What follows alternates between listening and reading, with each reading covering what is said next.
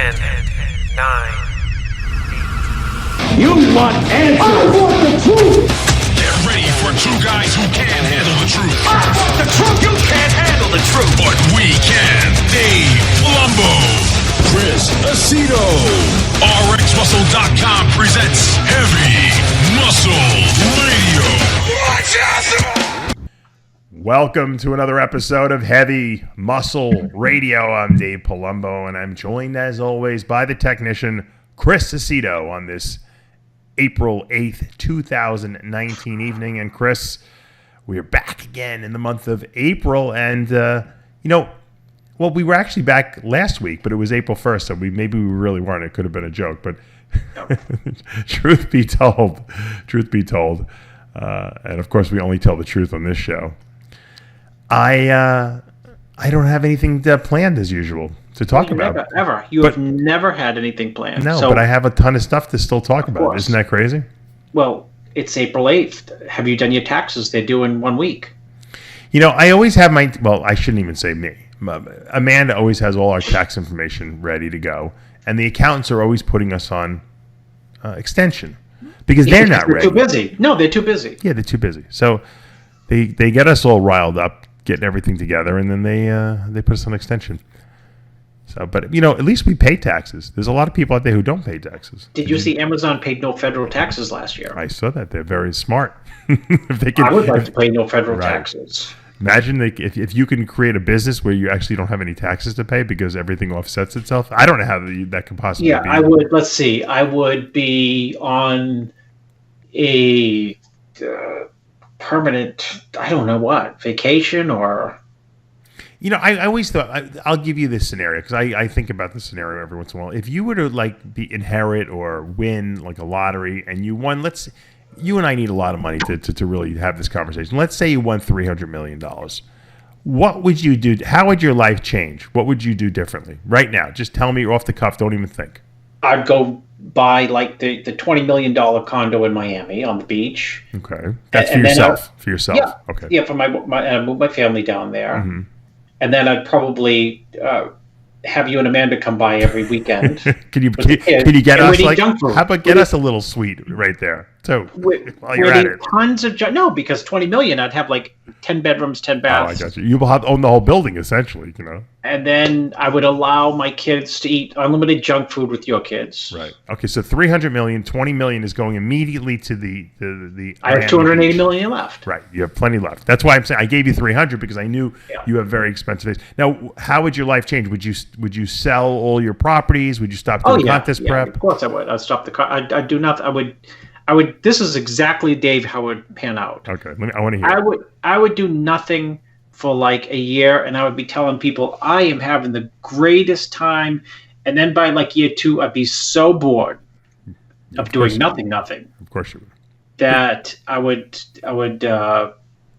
have to do something.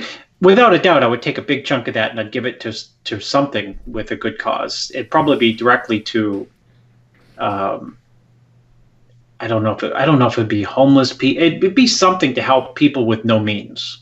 Okay, that's good. How much of that? $1 million? I'd give, without a doubt, I'd give 5% right off the top, and then I'd start to think going forward, how would I give another 5? That would be 1.5 million, I think, right? 5% of 300 million. 300 million? No, it'd be 10. It'd be 15 million. No, so I'd give 5% away. Right. You're right. Part of it is because I think it is the right thing to do. Right. Because look at the luck that I'd have. Sure. Just to get it, and then the second part I would admit to it is I'd be fearful that if I didn't do it, something bad would happen because I got it by luck. And then I would think, well, if there's such good luck that you won 300 million, right? There may be bad luck, right? So you may lose it all. Or there may be bad luck that you lose your health. Let's say a year later, say, oh, Dave, I got cancer again. Right. Well, but at least your family would have the 280 million, left to still do whatever they wanted. So that's what's good about having a family. It's not like it's not like if something happens to you, at least they have the money. That's the way I look at it. That said, if push came to shove. Mm-hmm. If push did come to shove, I could find happiness in a well, I guess I would need, with 4 kids, I'd need like a 3-bedroom, 1-bath apartment. I could. It would be a struggle. But seriously, once getting into a 3-bedroom, 1-bath, in other words, let's say the opposite. Everything, the shit hits the fan.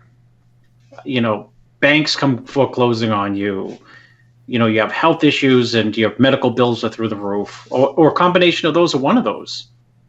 I could still find some peace and happiness with very limited financial wherewithal, so long as I had very simple basics, right. Clean place to live, food, and, you know, even if I wasn't healthy, my family healthy. So I come up with that scenario, like if I lost everything, or if I just did, I can go live in like a trailer, but I don't think I could put my family in. That's the problem. I could do it because I'm a simple person with simple needs. Yeah. But the truth be told, when I think about the $300 million, I'm like thinking, okay, I would build this. I knew exactly. Yeah, you would go creative off the top. Right, but then I'm thinking, all right, now I'm still working because I'm going to have bodybuilders there. I'm like thinking, well, maybe I'll still do some coverage, you know, some rants, and I'm thinking. And then I'm thinking to myself, well, you know, I guess I could hire someone to run Species, you know, so we wouldn't have to be like, you know, do anything except kind of just the creative aspect. I'm like, I haven't changed anything. I'm doing the same job. Listen, Dave, I already figured out. I would go to the extreme of opulence of relaxation. Yeah. And you would go to the extreme of creativity. Yeah. You would say, okay, this is what I'm going to do. It'd be some variation of what you're doing now. Yeah. It'd be something in media. but I'm creating more jobs for myself. You'd probably build you'd probably go out and buy like a television station, like a local station. Right. I just created more jobs. I'm supposed to be de-stressing and relaxing with all my money, and I'm creating more jobs for myself. Yeah, no, because Dave, you have to create. If you can't be creating, then you can't be happy. I know. It's true. It's sad. But true. I believe I think we're all like that in a sense. If we're not creating something, then I think we die. That's where that's my belief. We all create in different ways, of course. So true. Some people like to play video games and create, you know, higher levels and whatever you get on video games. I won't even pick up a video game. I won't even like try to start playing a video. I got this on my Apple TV. I downloaded this tennis app. And it's like a Wii tennis. Like you actually take the Apple remote control and you swing it like a club, like a racket rather. Mm-hmm. And I started playing this tennis game. You know, it's free. How good can it be? But it's like you're playing tennis. And I'm finding it. I'm like an hour later, I'm still playing. My wife's like, "What are you doing? You still playing this thing?" I said, I'm winning. I said, I'm actually competing against the computer and these animated, like, stupid things. And I'm like, this is why I don't play video games. I explained to her. It's an addiction. I understand how these people can get stuck where they don't eat for like 12 hours, you know, and they're just playing these games, drinking energy drinks and stuff like that. You get caught in this fantasy world, you know, and that's why I don't play video games. I don't want to have a problem. My kids play video games. Sometimes I hate it, though. All right, I got to make a public announcement to all the people who are listening to this show, okay, who might conceivably think about sending me an email along the lines of what I'm going to tell you about. Don't do it. I'm sick, Chris, and I don't get that many of them, but I get enough of them that it's irritating me. Don't send me emails asking me if I can sell you steroids, or if I have any secret connections I'm not telling anyone about, or if I have any recommended, I guess you could say, labs that I know about, or specific, people I trust. I'm out of the loop. I don't know. And if I did know, I wouldn't even tell you anyway, but I really don't know, to be honest with you. I don't want to know. I know there's underground labs. I explain this to everyone. There's so many underground labs and people making it that there's no way for me to conceivably know what's good and what's not. So, therefore, that's why I sell roid test kits on DavePalumbo.com, so that you can test the stuff you're buying, and then you can tell me which ones are good, okay? Because you tested it and said, hey, this came out legit, or this came out, it wasn't legit. Same thing with the growth hormone. I sell the growth hormone testing kits now. Why? So that you can figure out for yourself, because no one really knows. If someone tells you the stuff is good, okay, and they're selling it to you, they probably have a vested interest in you believing that it's good because they're making money from you. don't ask me if stuff's good, or especially if I sell stuff. I don't sell steroids, okay? I did at one point in my past. I don't do it anymore. Don't ask me to get you stuff. I have people who sign up who actually say, because a lot of these gurus, Chris, part of the appeal why people sign up for these gurus is because they actually get the gear for the athletes. And I know you don't do that, and I don't do that. So I'm not part of the deal of having me as your coach, or Chris as your coach for that matter, is we're not going to get you the steroids. Okay, we don't do that. So don't ask us. I don't want to be rude or anything like that, but I just don't do it. I'm sorry. I have a real business and a family and stuff like that. I just don't do it. Okay. I wish it was legal, because Chris, I can guarantee you, if steroids were legal to sell, I would be the best salesman out there, and I would make the most money from it, because people would want me to tell them what to get, and I would get it for them, and they would trust me. And so that being said, that's a fantasy scenario that doesn't exist. Sorry. When they legalize steroids, I'll be the first person to open up the fucking steroid store on the corner. Can you imagine that one? Holy mackerel. What would you call it? I would call. We talked about this once before. Oh, yeah, we did. Dave's Snakes and Syringes. Palumbo's Juice Joint. Well, how about that? You got to work the snakes in there somehow. The juice joint. You come to the juice joint. People would take pilgrimages from all over the world. They'd come to the Palumbo's Juice Joint, and I'd be behind the counter like Rocky Balboa in his bar there, and I'd be mixing up potions. I'll customize your blend for you. Can you imagine? You know how they have like the old time pharmacists used to be in the back with the mortar and pestle, and they'd actually be making the pills for people. They used to make them. Yeah, you're right. They would put it all. They'd have powders, and they'd be weighing stuff out on gram scales and all that great stuff. And if that was legal, that's what I would do. But until that day comes, sorry, don't ask me for any steroids. I'm not getting them for you. Did you see? Supposedly Dexter Jackson was on TMZ. No, I didn't hear that. What was he on there for? They were asking him about Jeremy Freeman on there. I'm not Jeremy Freeman. Jeremy Buendia. No, they weren't. Come on. He said that they cut whatever he said. He said he really laid into him and was brutalizing him. Come on, Dexter. I know Dexter doesn't like you and doesn't like me, but get him on the show and get his opinion. They were asking him all kinds of stuff, but that came up supposedly, and he said he didn't. They must have cut that out. He said he was so brutal on Jeremy Buendia that what I said. Listen, maybe they listened to the show last week. Remember, you said Dexter was not saying complimentary things about him, and I said Dexter is the. I think he said I said Dexter and Sergio are the two people I never want to have to be on the opposing side on Iron Debate. Right. I would run from them because they have the ability to talk fast, to conflate some issues, but to make sense at the same time. Absolutely. I said it also. I would never want to debate Dexter or get into a pissing match with him. So Dexter was so brutal on TMZ, they had to take it down. Talk about that's your friend Fake News, your fake news guy there. Or I think they put it up. I think they just didn't air the part that he talked about Jeremy Buendia. So. WrestleMania is this weekend. I don't know if you saw that. I got Triple H, and Triple H had torn his pec in the beginning of the year, right at the end of last year, and he said to me, "We got to get in shape for WrestleMania." I said, "Paul, can you train?" He's like, "Yeah, but we got to put muscle on." We did the impossible. We put the muscle on while taking off the body fat. The impossible. They say. So how's he look? He looked great. He's. I guess we're doing the show on Sunday night, so he looked great at WrestleMania, and he got inducted into the Hall of Fame on Saturday. Oh, I saw there was a snafu at the. Did you see that? No. One of the guys, I think it was someone was getting an award, and some fan came up and tackled him. Oh, really? I didn't know. While he was giving his speech, being inducted into the Hall of Fame. That's a passionate wrestling fan right there, right? You're a little crazy. Yeah, there's a lot. That's the only thing that would scare me about being a big celebrity. That there would be, I'd have some psychopath fan that would really because some of these people are like completely nuts. It's one thing to be like into like a to have someone you look up to. It's another thing to like start stalking them, and that stuff's scary shit.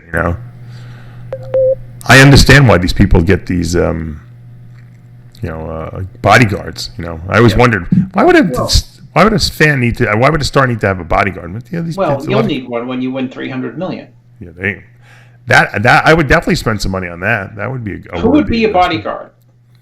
It's a good question. It could have been Rich Piana if he was still alive. Yeah, I'd have to get someone who's like tough, but who also needs the money. I don't want someone who really doesn't need the money. They're not going to pay good enough attention to me. I need someone who's going to really pay good attention.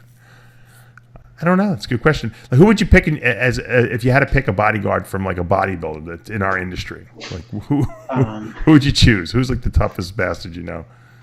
Mike Quinn, Mike Christian. Mike Quinn would be. You'd be getting in fights everywhere because people would look at you wrong. Mike would knock him out. You'd be sued and you'd have no money left. Right. Even though he'd make a great and entertaining bodyguard. Yeah. Mike Quinn would be good. You got Cormier who got in a fight with Tyson, so he might be a good candidate. Yeah, but is Chris is he on the ball enough, to keep his eye open? Yeah. Maybe you could get like Beta Budai's bodyguards. Beta Budai's. He must have a bodyguard when he's out. I guess. Maybe one of Arnold's bodyguards. You couldn't get John Hanson because he's John Hanson. You're right, John. That's exactly who I would hire.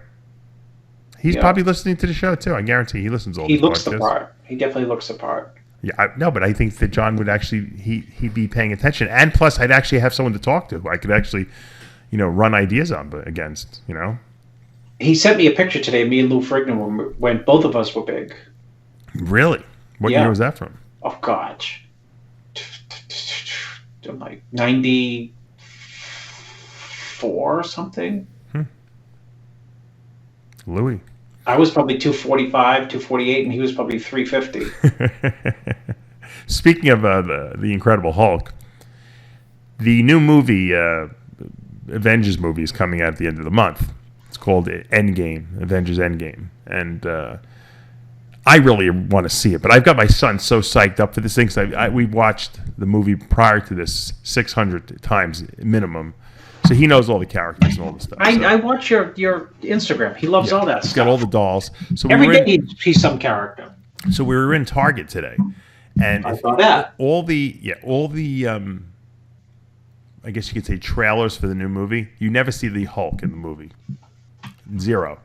Which means, of course, the Hulk has a huge part and an important part.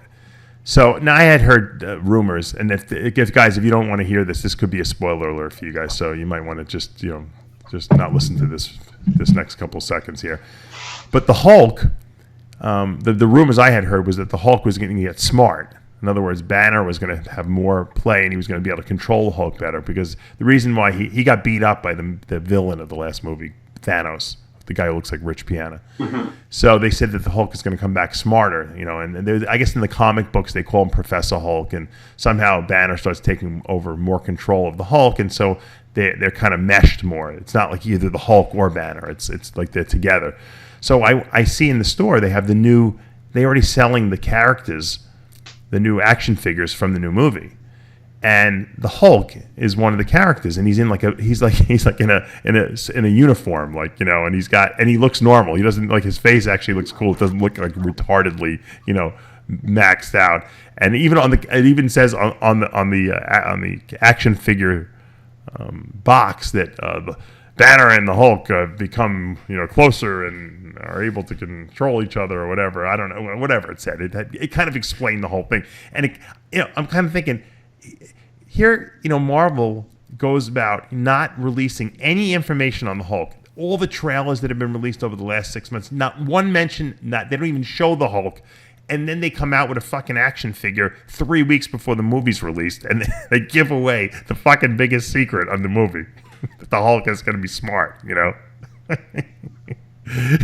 So, of course, I bought him the doll. Actually, I bought the doll for myself. I was buying it whether he wanted it or not, but I convinced him to get it. He actually wanted the Captain America one. He actually wanted both, but he would have taken the Captain America one that throws the shield, that figure. But I talked him into the Hulk. I Like I said, I see you every single day. I know you watch all my little. You're acting like a kid, is what you are. I know. I'm buying all the stuff for my That you son. wanted. That, my dad would never buy for Of me. course, Right? 'Cause, of course. except on birthdays and Christmas, I used to get what I wanted, but not during the year. Never would I ever get to go to the toy store. With my grandparents, yeah, but not with my. Never would I go to a store where there was toys and they would buy me something like that where it wasn't a special occasion. So anyway, yes, that's we're looking forward. I don't even. My son's like he wants to go see the movie. There's no way a 3-year-old sitting through a 3-hour movie. But I took my 5-year-old to see Dumbo, and I fell asleep. And he said, "Are you asleep?" And I woke up, and then he fell asleep. So that's how bad the movie well, was. we'll go. My wife, myself, and Logan will go. We'll get him a lot of candy and popcorn. He'll probably get sick, after an hour and have to leave. She'll take him out. We're going to go to the movie theater in the mall so that she can just walk around the mall with him if he loses interest. And I'll spend the next 2 hours watching the movie myself. I don't care.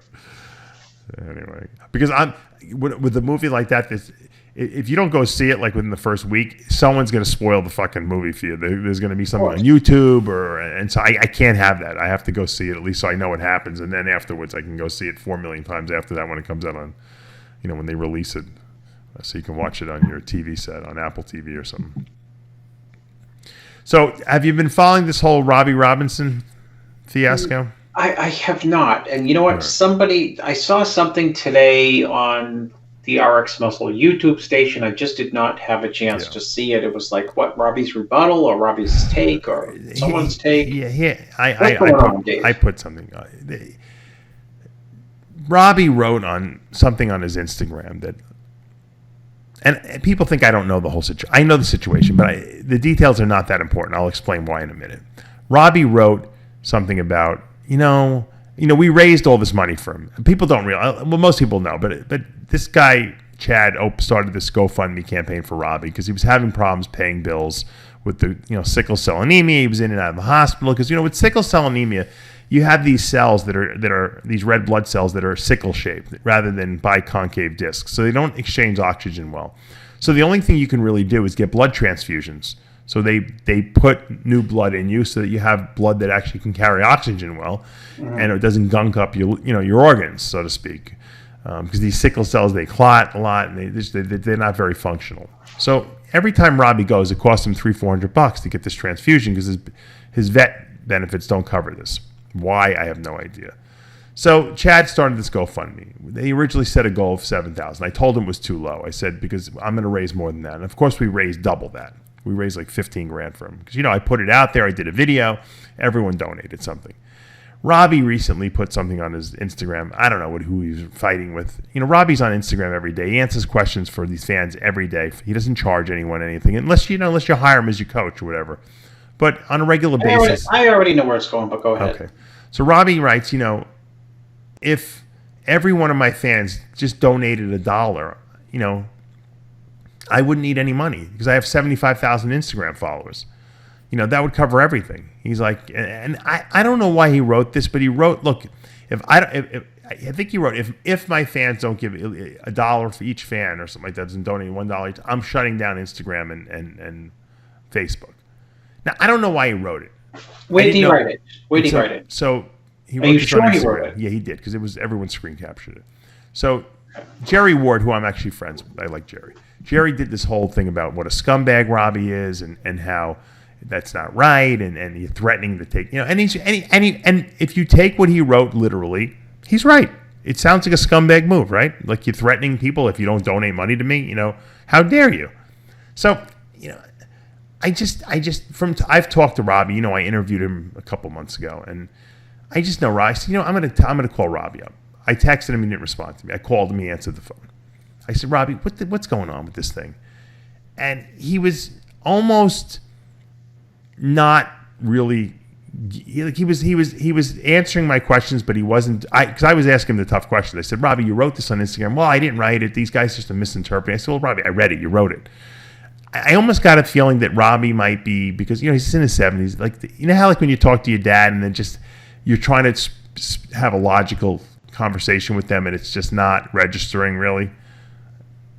You know what I'm talking about? Like there's a little dementia there. Maybe I don't even know if I call that. It's just that they're a little older. Maybe they didn't they meant to write something one way, but it didn't come out that way. And and I think he felt maybe embarrassed that he wrote it the wrong way. And so he was trying to explain to me what he really meant, which I know what he meant. He meant that, look, I don't really want to ask people for money, but if every one of my fans who follow me and liked all the stuff that I've done over the years just gave $1, I wouldn't even need to ask anyone for money. That would be easy, and then no one's going to feel $1 out of their wallet, And that would have come off as more sincere, I think. So I went into this rant after I heard that, and I talked to him. I said, "Look, guys, lay off fucking Robbie. He's in his 70s. Would you be talking about your grandfather this way, or if you're older, about your dad this way, Would you be? I'm thinking to myself, would I be? My dad didn't know my dad was the most logical guy of all time, but when he got older, he got he got old age dementia." And he wasn't really the focus of his conversations were not that clear.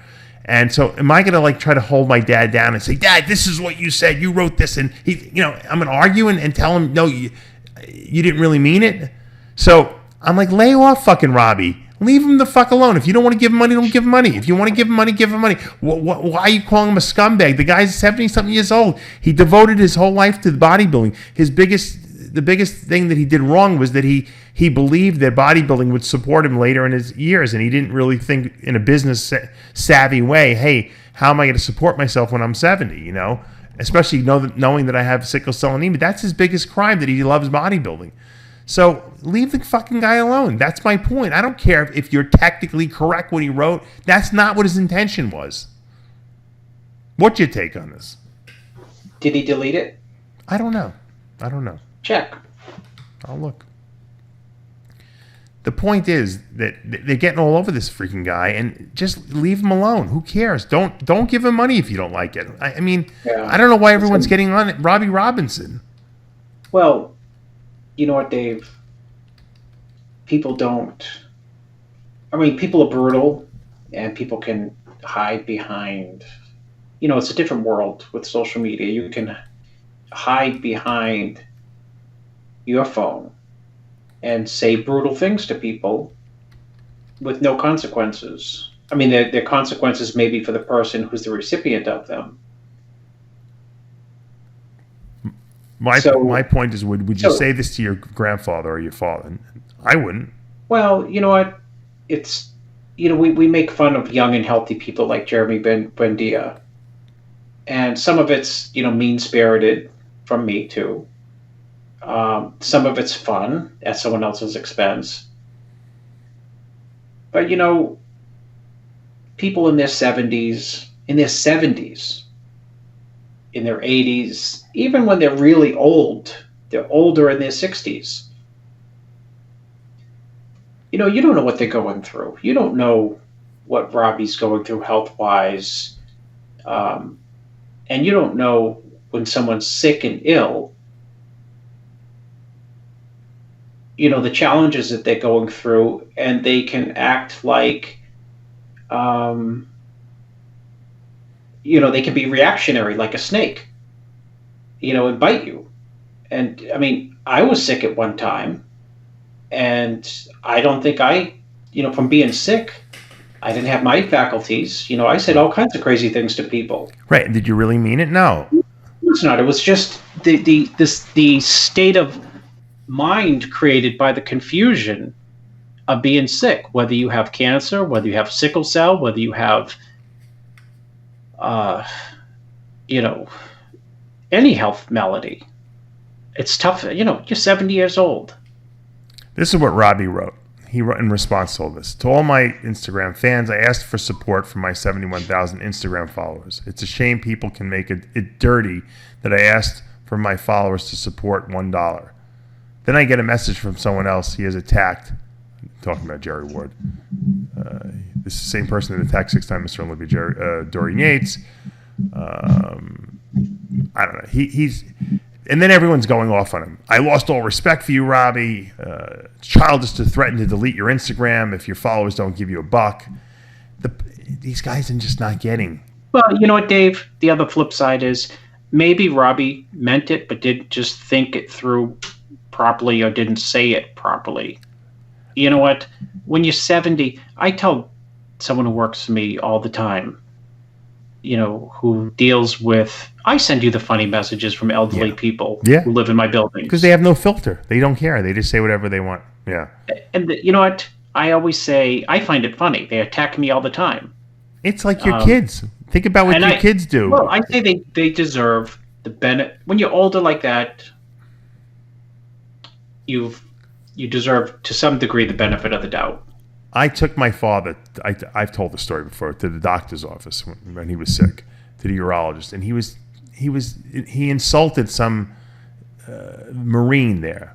He said, you shouldn't be doing something with the American flag. He was wearing like a shirt that was the American flag. My father was like, it's disrespectful to make a shirt into a flag or something like that. And this woman, the wife of this old guy, she's like, he's a Marine veteran. Yeah, How dare you say that? I'm like, I'm telling the woman, I'm like, my dad's he's 88 years old. He doesn't know what he doesn't. And she's like, I don't care. I said, what do you mean you don't care? I said, he doesn't know what he's talking about. I said, you might as well be talking about a 2-year-old kid. I said, yeah. I said, there's nothing that you shouldn't take anything serious, okay? You shouldn't take anything, be threatened by anything. What am I supposed to do? You want me to beat my father up? And then she walked away when I said that, because I think she realized the ridiculousness of it. But I'm not saying Robbie's not at that stage, but Robbie said something and he didn't think it through, and it came off bad. Okay? Well, Dave, you know what part of the lesson of that is for everyone is that, someone can have 71,000 Facebook followers or Instagram followers, and when they get sick, or let's say when they die, they're only social media people, meaning they're not going to be at your funeral. Right. Well, think about it also this way. Robbie's on Instagram answering everyone's questions who sends him private messages. He's not charging. I know, but he's not charging for this. So, I mean, what's $1? I mean, he didn't ask every follower for $20. He asked for $1. And he was just, I think, and from what I got from talking to him on the phone, he was making an analogy. Okay? People got pissed because he's already because he had asked for $7,000 first, and then we actually raised $15,000 for him. The truth is that Robbie didn't ask for any money. Robbie said, I needed money. He needed money. He was for these transfusions and some other procedure they were going to do to him. This kid, Chad, didn't think that people would step up to the plate and really raise a lot of money. And so he just put $7,000 down arbitrarily, that was the goal that they needed to raise. I told him that you shouldn't have put anything. You should have just left it open, because let people just keep giving to Robbie, because I'd like to raise $100,000 for this guy, I said, so that he doesn't have to ever keep worrying, because, you give him $15,000, that's great. That'll last 6 months, a year. And then what? And then when he needs a transfusion 2 years from now, how's he going to pay for that? Granted, he does appearances, but at 70, he's limited in what he can do and what he can't do. So once again, just if you don't like what Robbie said and you don't like his delivery, understand where he's coming from. He might have, look, my father got very abusive when he got older, because that was in his makeup. He came from a rough neighborhood in the Bronx when he was growing up, and that mentality was coming out. He was insulting people, and he didn't care, because that's the way he spoke when he was younger. And Robbie has also the same thing. His subconscious is infused with the way he was brought up. He was brought up in a very racist, South of this country during a time when there was a lot of racism against black people. And who knows, now he's older. Who knows what's rearing its head emotionally in his body. So don't take everything so seriously. What a guy like of his age says. He's a great guy. He lived the bodybuilding lifestyle. He's still continuing to do it to this day. If you look at his physique and all his pictures on Instagram, he looks amazing. And if you don't like what he said, just leave him alone. Don't pick on the fucking guy. Because you know what? One day someone's going to pick on your dad or your grandfather, and you're going to get pissed off. You're going to be like, how could anyone say that to my father, my grandfather? And then you're going to think back to what you're saying to Robbie Robinson, and you're going to get you're going to understand better what I'm talking about. And so that's why I did that video. And it has nothing to do with whether Robbie's right or wrong. He's wrong what he wrote. I understand that, but you guys are taking it at like it's President Trump, making an assertion. This is just bullshit. It's Instagram. Relax, guys. Lay off Robbie Robinson. Oh. So I agree. That's my rant for tonight.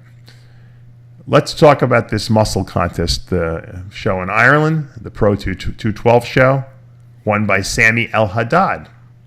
Sammy's still doing it after all these years, huh? I think he's Dexter's age. No, he's not Dexter's age. No, I don't think he's that old. No, I think he's a few years younger than Dexter. How old is Dexter? Dexter's got to be 50 now. Okay, so I think Sammy's probably 4 years younger than him. Speaking of old bodybuilders, I saw Lonnie Teeper posted a picture from a show he was at this past weekend with Al Beckles, who's in his 80s. Now, Al Beckles, if this was accurate information back in the day, won a pro show at over 60 years old, right? Well, I don't know if he used to jimmy up his age. That's the question I'm asking you now. I heard he jimmied up his age. Now, why would he do that? Just to make himself sound better? I think, yeah. Well, supposedly he won it at 63. Now, do you believe that? Well, even if he was 60, that's pretty good. I don't believe that either. You think it was 53? 45. No way. No. Okay, look. Okay, how old is he now? According to Lonnie, he's 83 or something like that. Okay, 83. And I think he won the last show. He beat Milos, I think. Call Milos. And it must have been, I'm talking 89. So it's 2019 minus 1989 equals 30 years ago. 85 minus 30. Maybe he was 55. Maybe he was. So you think they fudged his years? Probably that was a Joe Weider, ploy. I don't think Al would do it himself. Joe's probably you're 50. Let's tell people you're 60. It sounds better. Well, tell them you're 65 and use the Weider anti-aging principles. They'll believe you. According to this, it says Beckles was born July 14th, 1938, which would make him how old? 80 something, 83, 85, but yeah, that's what it says on Muscle Memory. And he beat. Let's see what his last win. He won Niagara Falls Pro Show in 1991, beating Sonny Schmidt and Tom Terwilliger and Milo. Okay, I said 89, so he's 2 years. I said 89. I was off. And he beat Milos there, too. Yeah, Milos was 4. But Milos hadn't discovered the insulin then, so he would have been 2019 minus what year? 1991? 1991. 28, so he's 85 minus 28. Maybe he was 57. I'm telling you, he was... Lonnie Teeper's pretty good with... Lonnie likes to expose people who are, frauds. He would have exposed him if he thought it was... 57, that means, let's see, Dexter. He's 50. So if Dexter wins the Olympia 2019 plus 7, 2019 plus 7, Dexter can go to 2026 and win the Olympia. Beckles was 4th at the Olympia in 84. He was 2nd in 85. Did you know that? Yeah, I forgot that. In 85. He wore blue trunks. Google it, Dave. Blue trunks. He beat Rich Gaspari, Mohammed Mockaway, Mike Christian, Barry DeMay, Tom Platt, Sergio Oliva at the 85 Olympia. And Bob Paris in 9th place. Lee Haney won that one. But I just Googled it, Dave. He wore the blue trunks. I was right. But can you imagine 2nd place? How old was he in the 85? Dave, go look how he was 57? Was he 57? Is that what you're saying? 85. He was, let's say, 2019. I have to use my calculator. I'm glad you have the calculator going. 1985 equals 34. So it was 85 minus 34. He was 51. Wow. So that's better than all of these guys on their comeback. Google it, Dave, and look how wacky he looks in 85. All right, so think about it. Who can say they're better than that?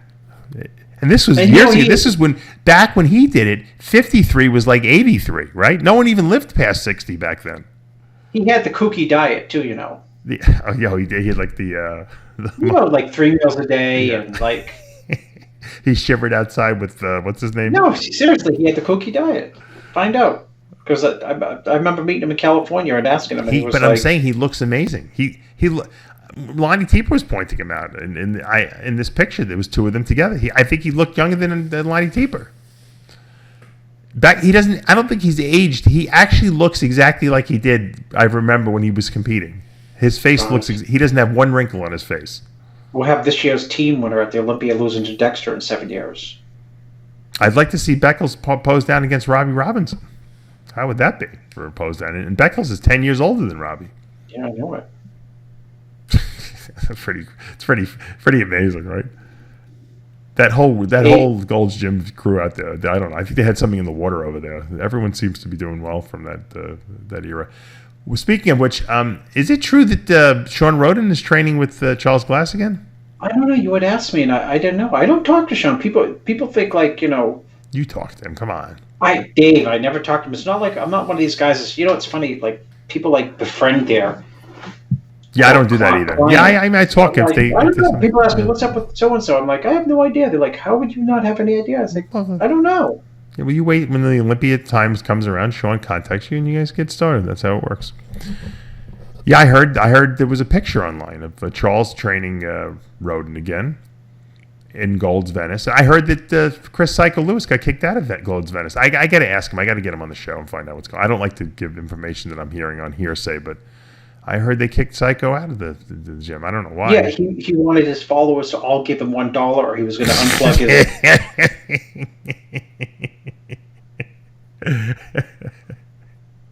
I heard he was collecting money for Robbie Robinson. They kicked him out of the gym.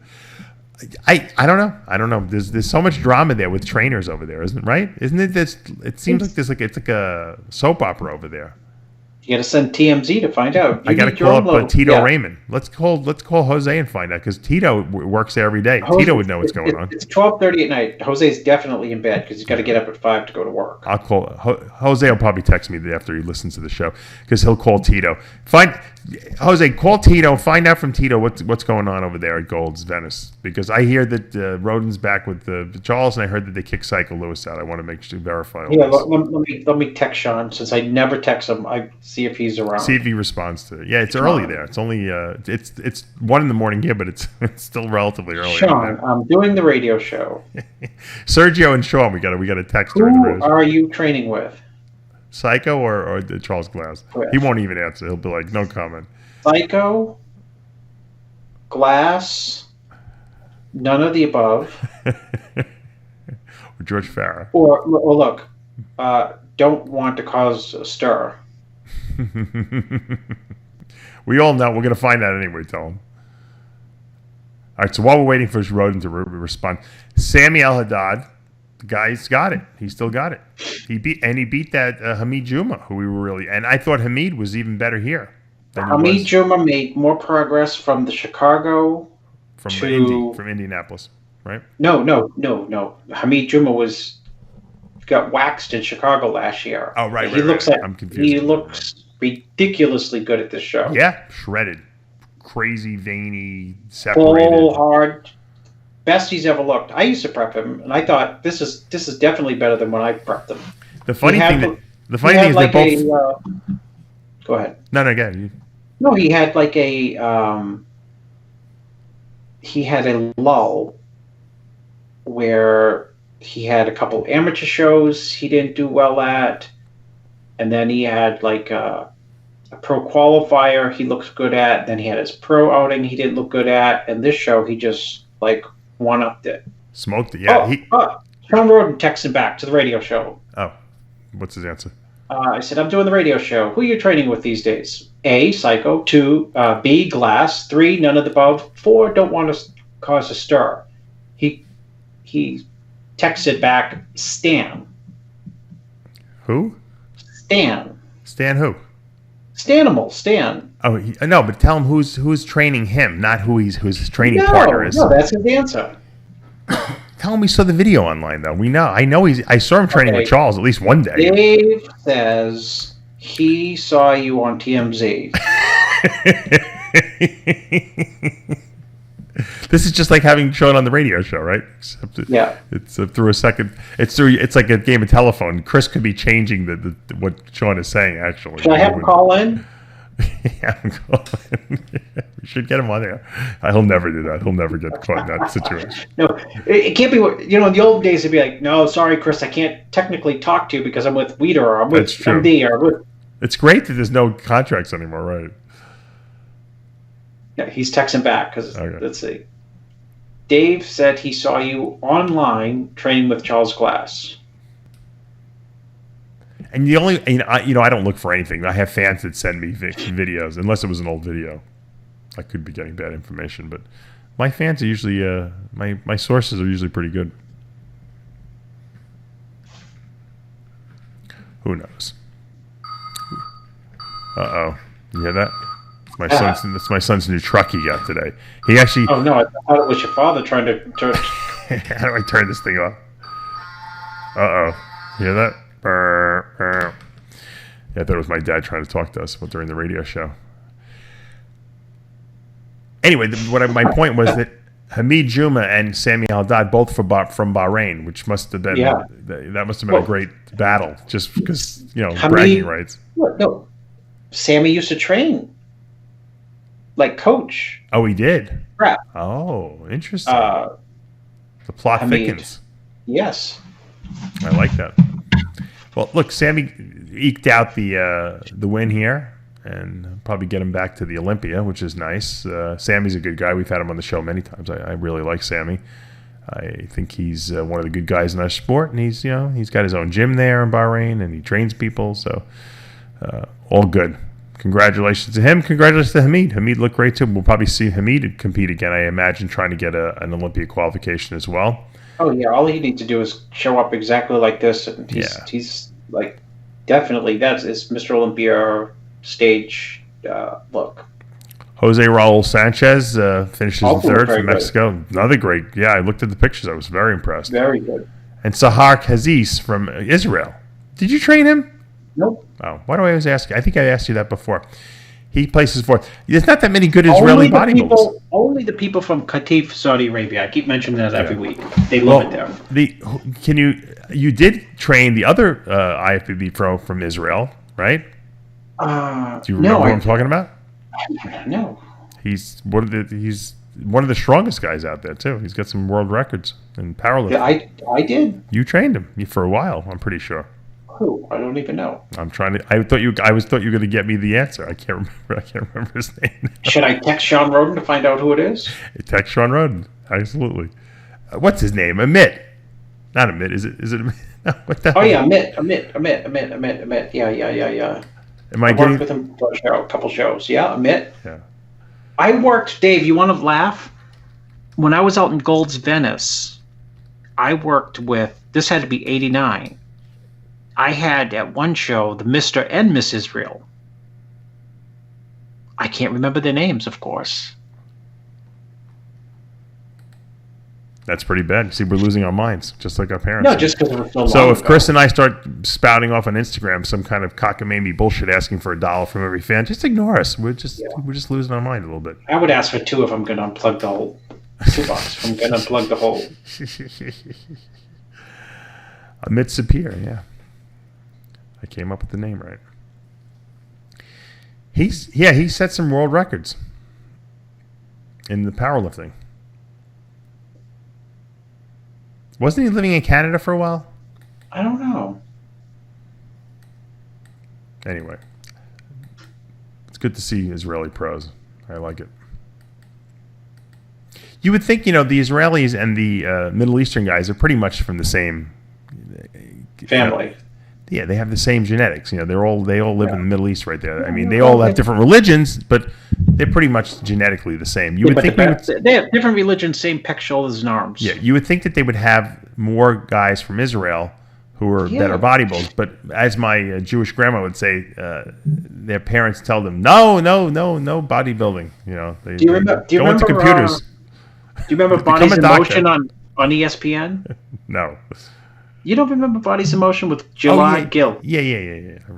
Yeah, he was an Olympian from decathlon from Israel. Well, that's more respected. Bodybuilding is not so respected. No Jewish woman in their right, no Jewish mother would let their son become a bodybuilder. See, if my mom didn't die when I was 14, I probably wouldn't have been a bodybuilder either. I would have been a doctor. So and so my whole life and the bodybuilding role would be completely changed without Dave Palumbo in it, right? Probably be a lot smoother. See how like one small little thing in life can change. Oh gosh, alter everything. reality. Everything. Think about it. If I removed myself from if I never entered the bodybuilding world, would anything be any different? Probably not. Probably not from a not on the competition front. I did the information craziest. I can't announce it, Dave. Someone who emailed you.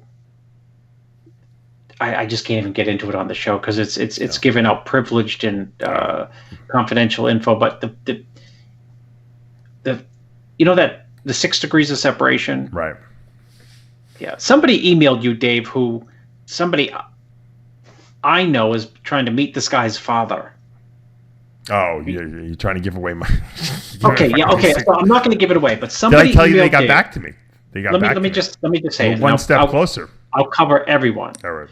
Somebody who listens to the show has a father who I have been trying to track down. This father, very high-profile individual in the world. I'm dead serious. He's not. Chris is not kidding. Chris is not kidding. And I have been telling my friend, who's trying to meet this guy's father, for 18 months. Don't worry, I will get you to the introduction. And he says, how are you going to get the introduction? I said, I put it out to the universe to get the introduction. And I think about it often. I haven't really acted on it. I haven't figured out a way how to find the guy or how to contact the guy. I know no one who knows the guy. But I'm going to take you, my friend, and introduce you to this very, very, very high-profile person on the world stage. And his son decides out of the blue to email Dave Palumbo. It's true. And Dave asked me one day last week before we started the show, hey, Chris, have you ever heard of this guy so-and-so? And did I flip out, Dave? Yeah, you lost your mind. I lost my mind. I said, Dave, I just can't take it. I can't. Because we do shit like this to each other all the time, yeah. I said, just Dave, I just can't. And I told you why. Before you even told me, I said, Dave, I have this friend for 18 months. I have been guaranteeing him, I'll introduce you to him. Right. He said, how would you ever get to know him? I said, that's just the way it works. And the funny thing is that I hope people could follow that without giving away who the guy is, of course. The person's son who actually contacted me, whose father is this very, very powerful person. He's obviously into bodybuilding. You would never in a million years believe what he wants to do for me. It has nothing to do with his dad, by the way. Although his dad might be a vehicle to make it happen, but if it ever happens, and I can tell the story, people will freak out. It's a pretty funny story. So we'll see. We'll see if it happens. So far, supposedly the wheels are in motion. And I'll leave it at that. All right, let's see. What's my next order of business? Let me just go through these shows here. There was the John Lindsay LA Grand Prix, Men's Physique Championships this past weekend. Arias Safia, he wins. Joseph Lee second, who I like his physique a lot. Zavis Gaydon, who just won last week's show, he has to settle for third here. All right, let's see what else is going on in the world of bodybuilding and fitness. That's it. That was all that was going on in the IFBB this weekend. Congratulations to Sammy Haddad. I really do like him. Going to the Olympia. Yeah. I think it's a good feel-good story. Now, funny, I don't know if you saw it, I pretty much almost every week, not every week, maybe every other week on average, I have Lee Priest on Iron Rage with John Romano and I, and we bitch and complain about things. People love it. Lee's funny, and I kind of resurrected him a little bit in terms of, his reputation, and he's, he's very grateful and gracious and does the show. He doesn't have to. He enjoys it, I think. He gets up early, gets up 5:30 in the morning sometimes to do the show. Although I think he wakes up early anyway, but he doesn't have to do it, and it's hard to be funny at 5:30 in the morning, but Lee does it. And so we've been doing this for over a year now. And I noticed on an MD, I don't even know if it's technically MD. Giles over there in UK has his own, I guess he calls it the MD International Radio Show. And I actually like Giles. I get along with him. And he decides he's going to have Lee Priest on. So I guess Lee says, fuck it, I'll do the show, whatever. And I don't know. They might even have paid him. I don't know. But he did the show. I think he was at. I think he did. He did it probably. I think he did it via Skype. He wasn't over in the UK. And of course, Blackman writes on the I guess whatever the titling is of the show, exclusive interview, which obviously is not exclusive because I have Lee on every single week. So it's not exclusive. But think about it. But 90% of what Lee says on our show is mocking Blackman, and making fun of him and making gay jokes about him, and it brutal, because Lee doesn't give a shit. Lee will say anything about anyone, and he's no filter. Brutalizes Blackman. I'm like thinking, how can this guy allow him to come on their radio show? And I mean, he has no shit. He has like no self-worth about himself. Like I would be like, fuck this guy. He's not coming on my show. If he's mocking me on a weekly basis. Blackman's like like one of these guys that likes to get abused by women. They melt candle wax on them. They wear high heels and step on their fucking groin. I think he gets off on the whole Lee, he's just making fun. It's so great. We'll get him on exclusive. Steve, it's not exclusive. Dave Palumbo has him on every week. Yeah, we'll put exclusive anyway in the title. It sounds better. But, Steve, he mocks you and makes fun of you. And, that's just Lee. Oh, people love him. It's no shame whatsoever. No shame. I do, like I said, I do like Giles a lot. So I'm glad Giles had him on, if anyone, because it was more authentic. But Steve is just too much. If I were Giles got a nice setup in his house. He's got a nice little studio he built. He should just do his own YouTube channel. Why would he let him Blackman to? He would get probably more people watching him alone if he did his own programming than if just through MD. Right. You're probably right. He's making Blackman money. I mean, I don't even know what the reason was. I mean, he probably gets less hits because it's on MD. If he did it himself, he'd probably have 200,000 subscribers to his channel. Yeah, you may be right, actually. So, Giles, if you're listening, he is. I guarantee. We know Blackman's listening. But Giles, definitely. if you're listening, you can exclusive. Just put exclusive. But it's not exclusive, Steve. I'm sure Giles is probably like, Steve, it's not exclusive. Yeah, just put it. People don't know. It's exclusive to us because we never had Leon. Crazy. You know how I spoke to him on the phone the other day? I got a lot of gossip. Andy Haman called me out of nowhere. Andy, I haven't seen Andy Haman in a long time. Andy Haman, I'm getting him on the TV show this week, but I'll tell you a little story about it that Andy reminded me. I started working with Andy. Andy was like a crazy Division I wrestler at Iowa, and Iowa is like the wrestling capital of the world. Regular wrestling and college wrestling. Sure. What the hell's the name? Not WWE. You mean. No. He should have gone to the WWE. If he was younger, he definitely could have done it. He wrestled under. What was the name of that wrestling coach? I'm trying to think. That famous wrestling coach. What the hell is his name?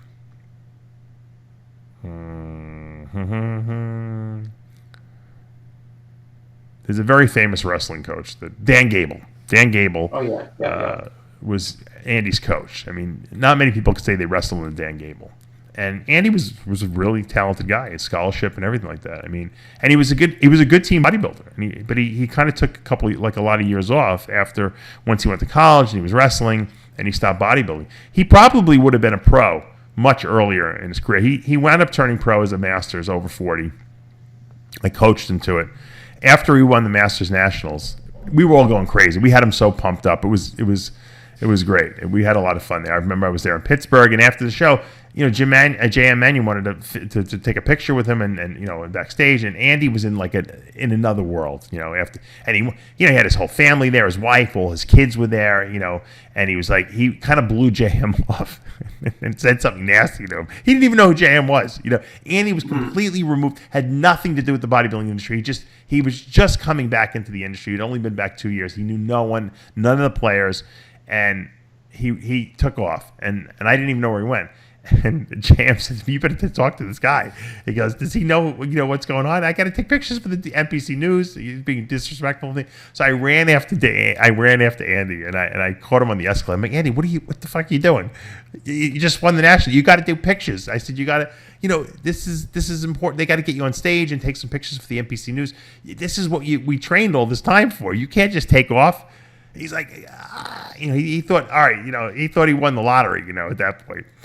So I said, "You got to go apologize." I said, "You can't be rude to these guys, So he went back down there, and that JM at the time, Tyler was in, JM's son was in college, and he was I think he was still in high school, and he was wrestling, and they were into the whole wrestling thing.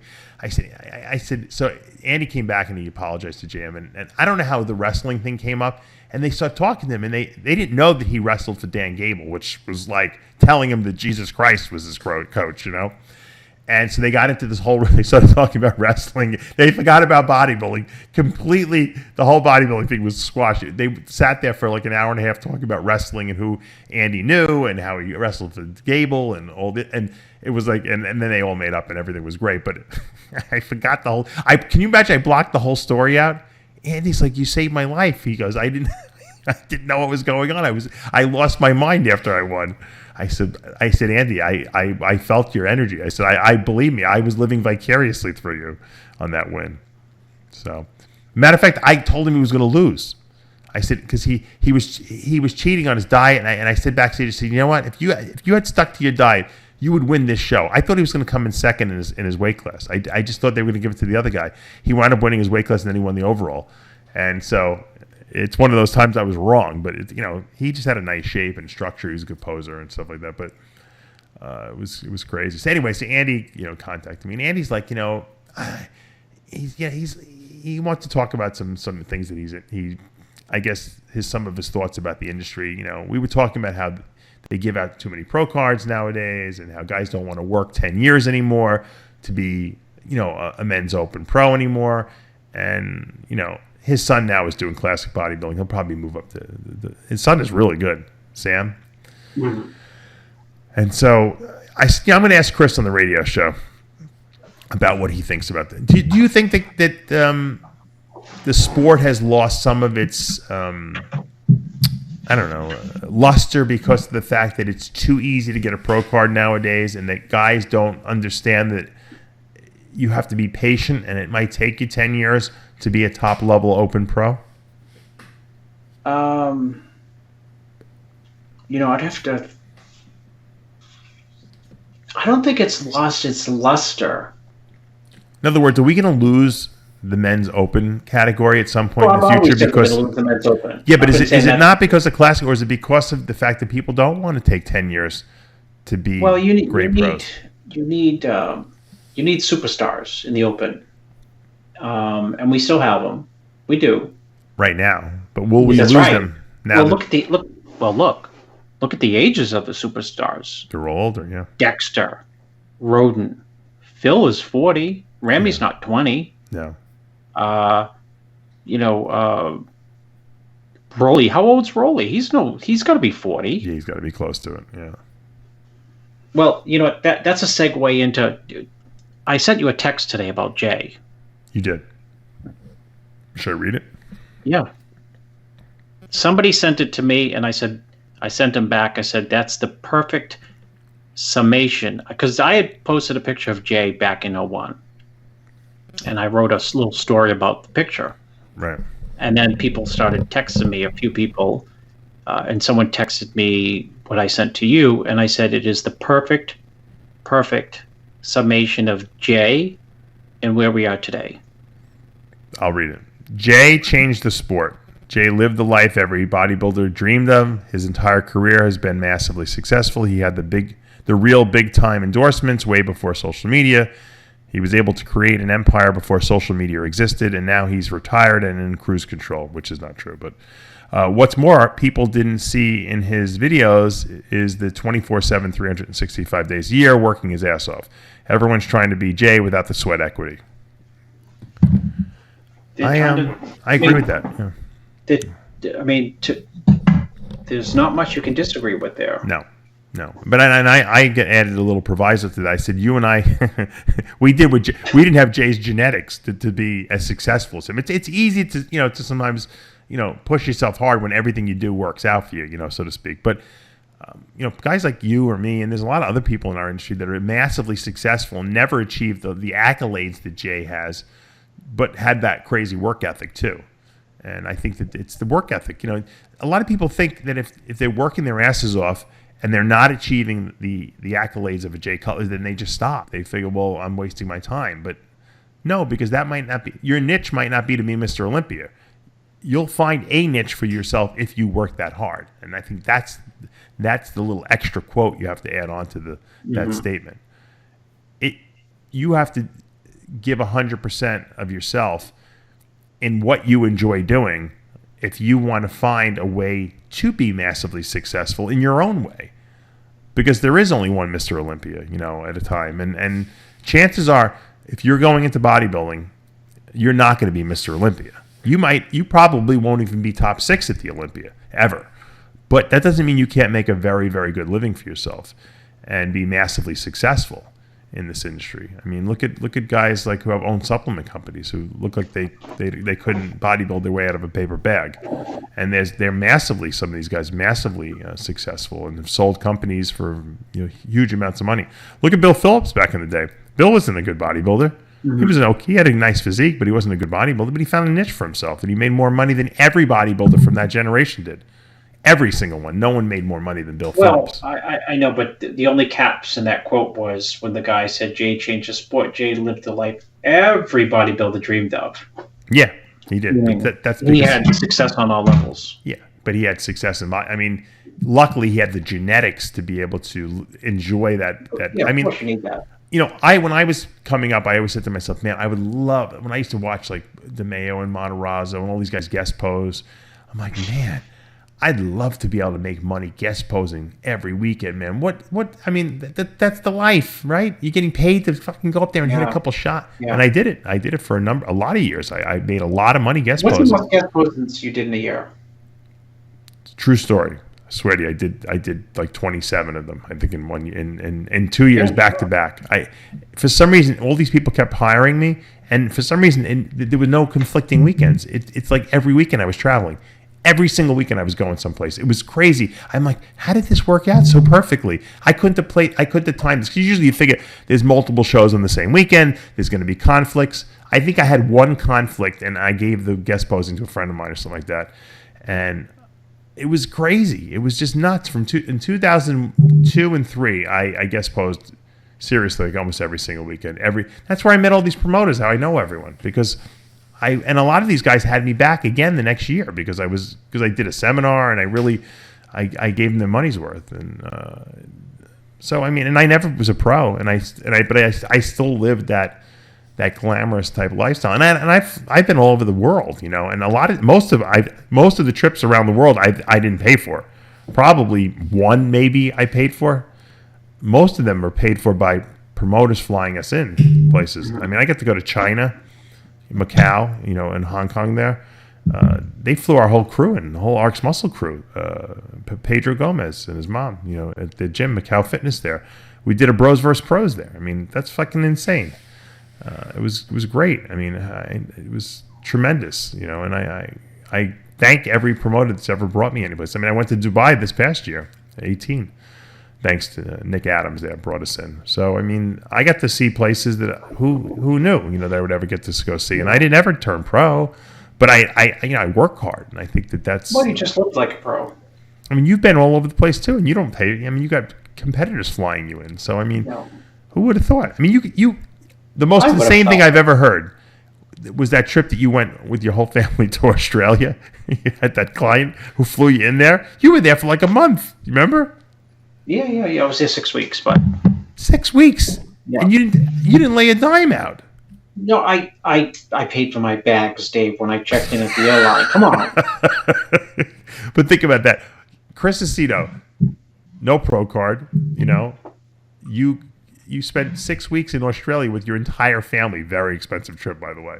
Yeah. And that's the life, man. You did it because you work hard, And I think that people should take that these examples that we're giving you and understand that you don't have to be a pro bodybuilder. You don't have to be Mr. Olympia to be successful and to achieve levels of success that you would be happy and would give you pleasure.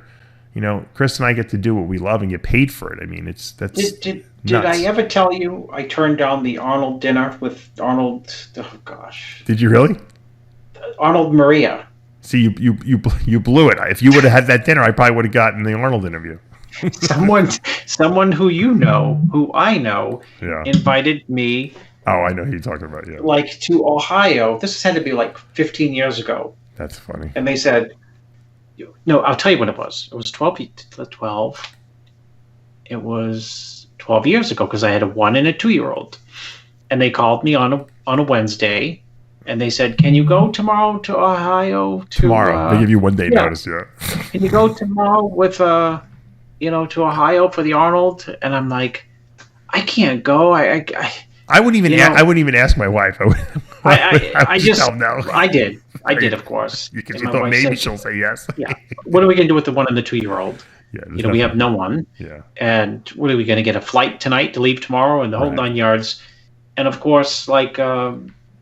The Monday went by at the Arnold, and he said, "Oh yeah, we had a great dinner with Arnold and Maria, and we would have loved to have seen you there."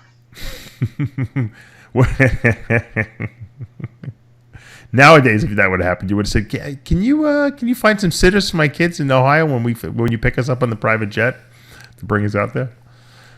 But yeah, and that was back when Arnold, wasn't, he had more time on his hands to do stuff like that. It's just, like I tell people, if you want to achieve something, just never quit. Don't quit. Just give 100% of what you do. And you don't know where you're going. Don't try to be me. Don't try to be Chris. Well, you try don't to have be to quit, but you can change gears. Well, because I hear that a lot. People do what you love. Well, some people, do what they love and they're not even good at it. That's true. So you got to do what you're good at in life. Absolutely. More so than what you love and you're just crappy at. But you know what? I've seen guys that had no chance of had no knowledge about anything in bodybuilding and became good coaches, and they're good coaches today because they just didn't quit. They kept learning and some of these guys were guys that asked me incessant questions for the last 20 years, and they turned themselves into good coaches because they never stopped educating themselves, and so they became knowledgeable. Because let's face it, there's not that much knowledge that you need to acquire. It's just a matter of spending the time and constantly learning it. And once you learn it and you put it into practice, you could become good at it. I mean, look at Bob Grushkin. Never fucking lifted a weight in his life. What the hell does he know about bodybuilding? Well, Never took a steroid in his life. But he's one of the best guys in the world, at advising people what to do. He took the quarters off Doug Wentz's leg press, I think, back in the day or something. 25 pounds. So, I mean, people, if he would have told people I want to be a bodybuilding coach, I mean, when he was growing up, they would have said, "You're a little short Jewish man. What do you know about bodybuilding?" Yeah. But he obviously enjoyed it. He probably read all the magazines and educated himself and immersed himself. I just think he was like, I always compare him to the pianist, the little kid somewhere. Right, but he went to the shows, Chris. He watched the shows. He studied bodybuilding. You know how he got involved? I don't know. Wayne DeMilia. Oh, really? But how did Wayne know Bob? Bob was doing a class on biology. Oh, you told me the story. Yeah, you did. And he decided, well, I will go to a contest and take some pictures of these bodybuilders and present them in my class. Can you imagine that? Had to be like in the 70s. Oh, my God. And who was the promoter of the little local show? Wayne DeMilia. Who would go on to promote the what? Mr. Olympia. Crazy, right? Yep. Yeah, well, that just goes to show you. You never know who you're going to run into, where, and what's. You got to show up. And Bob showed up, and look what happened. Changed his whole life. Yep. Do you think Bob enjoys his life or enjoyed his life? Oh, yeah. Incessantly so. Oh, yes. Do you think I know he's still involved, but you think he misses the yes. the limelight? I mean, when he was at his best? Yeah, I don't know. He just, he pulled the plug. He did pull the plug himself. Yeah, he pulled the plug, and I would say that I mean, I can't imagine him not saying the best memories that he had to have, or some of the best as a human being, was helping bodybuilders, because the people who he worked with, like, adored the guy, you know? Yeah, no. Worshiped the guy. It'd be like, Bob, Bob, Bob, Bob. You know? Yeah. They depend on him for every, you know. I'll just go to Bob's 2 weeks out and he'll pull the water out of me for, you know. That's funny.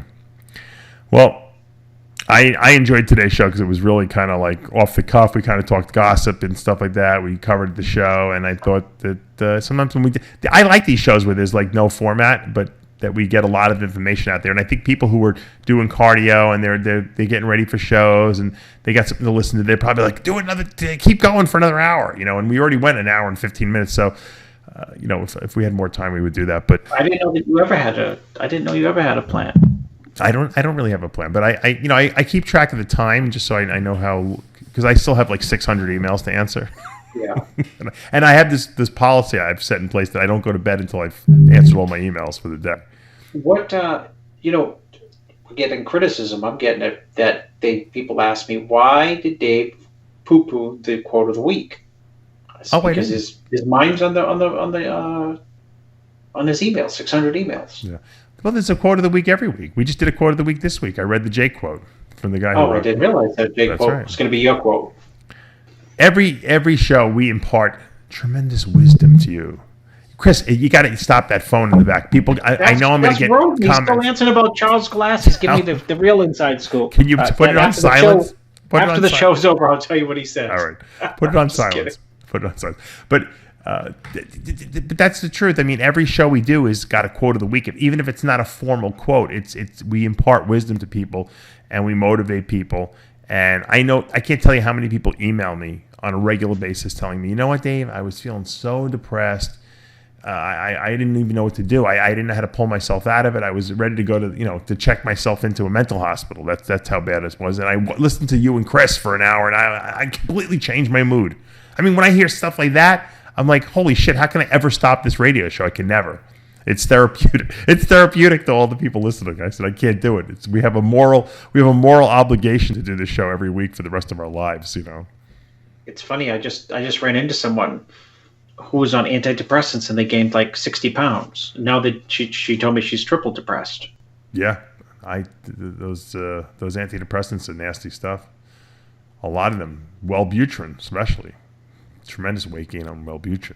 Yeah, but I see the TV commercials and everyone's happy and smiling. And when I watch the TV commercials for the antidepressants, I laugh my ass off because more of the commercial is them listing the side effects because they have to legally list all the side effects. So they try to do it in usually the person's sitting under a tree reading a book and they're like, don't use this if you have this and this and this and this. If you experience any of these side effects. I mean, you hear the craziest stuff, right? Yeah. You hear the most scary. The side effects sound worse than what's wrong with the person. Why would you want to take the freaking drug? So, yeah, I don't know. But you know what? For some people, it works. You know, if you're suicidal or if you just feel so depressed you don't want to get out of bed every morning and you take a drug and it makes you feel like you do, then to me, that's the risks, outweigh the benefits outweigh the risks at that point. If, however, you're just fucking having a bad day and you say, I'm going to take antidepressants because my doctor's willing to give them to me, you'll probably get every side effect in the book and probably feel worse. So you got to really need antidepressants to use antidepressants. That's my take on it. I think they are useful to a certain population of people, but I think that too many people take them that really don't need them. And that's my take on it. But then again, I'm not chronically depressed, so that who the fuck am I to make any comments on this, right? But I know I have a lot of clients, and I've gotten people off of them. I'm like, look, you're not really depressed. You're depressed because you tore your pec. That's not chronic depression. That's acute. That's short-term depression because you can't go to the gym. No, there's you know what? There's having a down day, which is very different from depression. I mean, we all know people who fall into a state of depression, which is totally different than I'm having a bad week. Yeah. But I think people confuse that. They think, well, I have one of my clients, and I know he's listening to it. He was feeling guilty that he had his cheat meal that I gave him every week. He's like, should I do extra cardio? He's a very intelligent guy, by the way, business guy. I said, yeah, go run 50 miles. I said, 50 miles? 50. I said, go run 50 miles. Which I wanted to see how he was going to interpret that. And he said to me, ha, ha, ha, ha. He goes, I got it. I'm not going to do anything. Yeah. So by the fact that he did that, that proved to me that he's not insane and that he's just he has a lot of anxiety about, anything he does. That's why he hired me as his coach, but that he has a good sense of humor. That's important to me. That means he's not crazy. And so that was my test. I like to test my clients every once in a while. If the person would have said, okay, I just got back to running 50 miles, then I would have said, you know what, I'm not the right coach for you. So I'm going to have Joe. Oh, by the way, I'm having George Betancourt on the show this coming week. I'm interviewing him. Well, yeah. George has got a good story. You know George from back in the day. Yeah. He was like the original Cody. Yeah, he was the teen that was Lou Zwick. Wasn't Lou Zwick his founded him? Yeah. He was a really good teen too back then. Then he took off a bunch of time. Disappeared. Started the nutrition company. Yeah, and he sold it, made some good money. Has a bunch of kids, I think, right? Yeah, he's a good guy. Yeah, I've always gotten along well with him. So he's got a good story, so we'll get him on the show. Okay, when I buy the $20 million condo in Miami, he can come by too and say hello. He might be your next door neighbor for all you know. I got to win that $300 million first. There you go. You got to be in it to win it. I've been, I got 3 numbers on a lottery ticket this past week, but I won $2. I'm like, you only give $2 for the lottery was like $20 million. You can't give more than $2 if you get 3 numbers. You know what the funny thing was, Chris? So I'm looking at the lottery ticket, right? And I get the first number. I'm like, holy shit! All right, I get the second number. Now I'm starting to get a little nervous. I'm almost like I don't want to look at the numbers anymore. I look at the next number. I got 3. The first 3 numbers I got. I stopped. I put the ticket. I pulled like my father. I had to be overly dramatic. I put the ticket down. I said, I got 3 numbers. I don't even want to look at them. I feel like I won already. Yeah. You know what I mean? I don't want to look at the rest of the numbers. I need 3 more. Right? I got 3 more. I said the odds of me getting the next 3 are probably impossible to none. There's no way. But I got 3 in a row. What the? That's like no one sees. Very few people see 3 in a row, right? I didn't want to be let down. I almost was going to put the ticket away and say, you know what, I'll check the rest of it tomorrow, but I couldn't, obviously. And I went and looked, and I didn't get any. And I didn't get another number after that. What would your wife say if you won? Oh, she would finally validate what she'd say. What would she? What do you think she would say? I'm pregnant. She is pregnant. I get it. Well. No, because I'm always saying I'm going to win the lottery, and she's, I think she thinks a lot of my ideas are like goofy. Like she doesn't think she's like, oh, he's just a dreamer. But most of the things that I say I'm going to do, I do. So if I won the lottery, I think that she probably would stop putting. No, she probably wouldn't. She still think I'm an idiot. She just think I was a rich idiot. That's all. She'd be like, she'd tell people, I don't know how he does these things. She tells people that now. I foo everything that he does, and somehow he won the lottery. I don't know how he did it. Yeah. He said he was going to win, and he won. I'm not going to argue. The guy fucking came through on this one. I wanted $300 million, only won $100 million, but I'll take it.